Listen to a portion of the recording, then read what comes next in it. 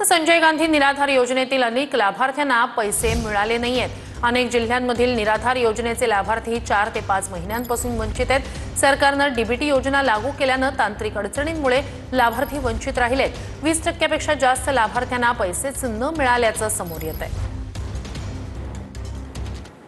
महाराष्ट्रातील अनेक जिल्ह्यांमध्ये संजय गांधी निराधार योजनेच्या लाभार्थ्यांना काही टक्के लाभार्थ्यांना पैसे मिळालेले नाही। कोणाला 3 महिन्यापासून नाही, कोणाला 4 महिन्यांपासून नाही। त्यामध्ये नागपूर जिल्ह्याचाही समावेश आहे। महाराष्ट्र सरकारनं डीबीटी योजना लागू केलेली आहे डिसेंबर 2024 जानेवारी 2025 पासून।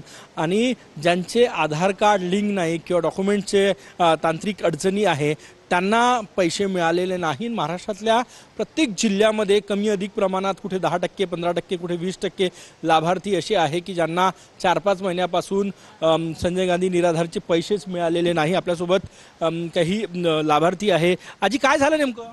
आजी पैसे नाही मिळाले, 4 महिने झाले तर तेच आहे, पैसे नाही मिळाले त्याच्याच आहे। काय कशासाठी नाही मिळाले म्हणजे? का माहित बाबा कसे नाही मिळाले तर आपल्याला का माहित। आपण 2-3 वेळा येऊ पाहिलं बँकेत, आलेच नाही पैसे। कागदपत्र मागला, आता हे कागदपत्र जमा करून राहिलो। कॅमेरामॅन सचिन सायामसह गजानन उमाटे, TV9 मराठी, नागपूर।